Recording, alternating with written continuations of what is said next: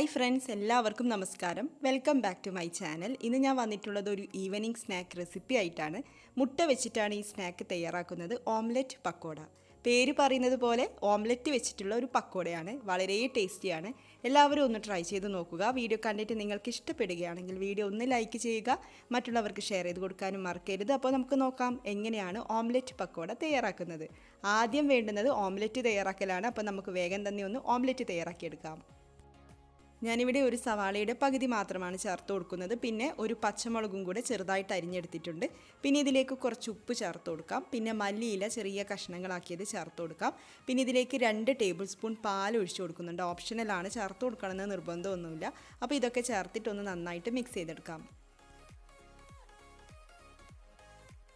3 മുട്ട പൊട്ടിച്ചൊഴിക്കാം. അപ്പോൾ മുട്ടയൊക്കെ നിങ്ങളുടെ ആവശ്യത്തിനനുസരിച്ചിട്ട് എടുത്തോളൂ. മുട്ട കൂടെ ചേർത്തിട്ട് ഒരു സ്പൂൺ വെച്ചിട്ടൊന്ന് നന്നായിട്ട് ബീറ്റ് ചെയ്തെടുക്കാം.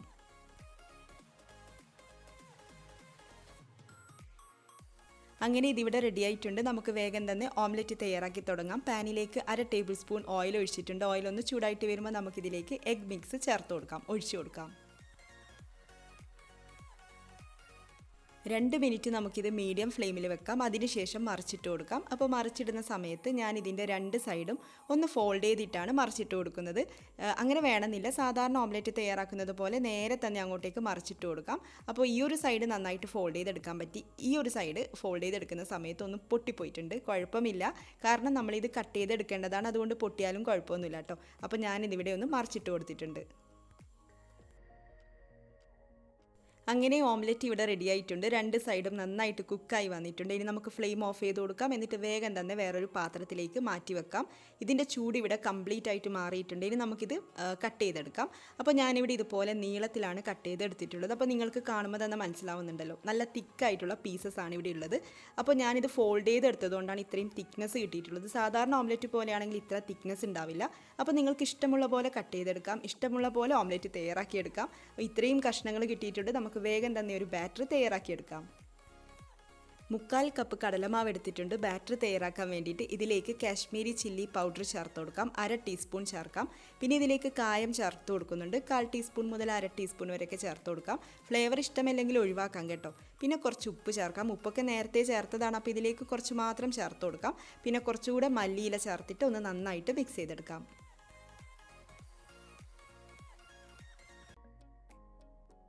ഇനി ഇതിലേക്ക് വെള്ളം ചേർത്തുകൊണ്ട് നമുക്ക് ബാറ്റർ തയ്യാറാക്കിയെടുക്കാം. കുറച്ച് വെള്ളം ചേർത്ത് കൊടുക്കാം. കൂടുതൽ വെള്ളത്തിൻ്റെ ആവശ്യമൊന്നും വരില്ല. ഒരു 1/4 കപ്പ് മുതൽ 1/2 കപ്പ് വരെ അത്ര മാത്രമേ വെള്ളത്തിൻ്റെ ആവശ്യമൊക്കെ ഉണ്ടാവൂ. അപ്പോൾ നോക്കിയിട്ടൊക്കെ ചേർത്ത് കൊടുത്തോളൂ.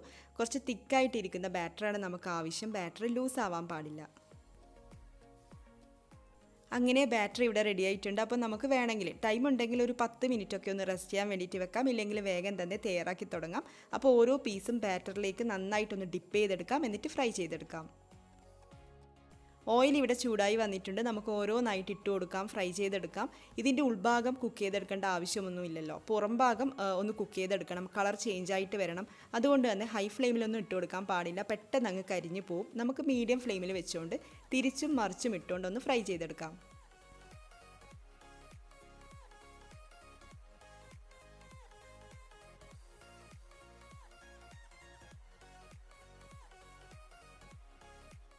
അങ്ങനെ ആദ്യത്തെ 2 ഇവിടെ റെഡി ആയിട്ടുണ്ട്. ഇതുപോലെ നമുക്ക് ബാക്കിയുള്ളതൊക്കെ തയ്യാറാക്കിയെടുക്കാം. അപ്പോൾ നേരത്തെ പറഞ്ഞതുപോലെ എങ്ങനെ വേണമെങ്കിലും കട്ട് ചെയ്തെടുക്കാം. ഈ ഒരു ലെങ്ത്തിൽ തന്നെ കട്ട് ചെയ്തെടുക്കണമെന്നില്ല, ഇതിലും ചെറുതായിട്ടും നിങ്ങൾക്ക് വേണമെങ്കിൽ കട്ട് ചെയ്തെടുക്കാം. അപ്പോൾ എല്ലാവരും ഈ ഒരു റെസിപ്പി ഒന്ന് ട്രൈ ചെയ്ത് നോക്കുക. നിങ്ങളുടെ അഭിപ്രായം കമൻസിലൂടെ അറിയിക്കുക. പിന്നെ നമ്മുടെ ചാനലിൽ മറ്റുള്ള എഗ് റെസിപ്പീസ് കാണാൻ വേണ്ടിയിട്ട് മറക്കരുത്. ചാനൽ ആദ്യമായിട്ട് കാണുന്നവരാണെങ്കിൽ വീഡിയോ കണ്ടിട്ട് ഇഷ്ടപ്പെടുകയാണെങ്കിൽ ചാനൽ ഒന്ന് സബ്സ്ക്രൈബ് ചെയ്യുകയും വേണം.